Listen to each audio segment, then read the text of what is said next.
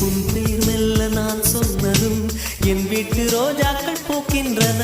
ஒரு நாள் உனை காணாவிடில் எங்கே உன் அன்பென்று கேட்கின்றன. நீ வந்து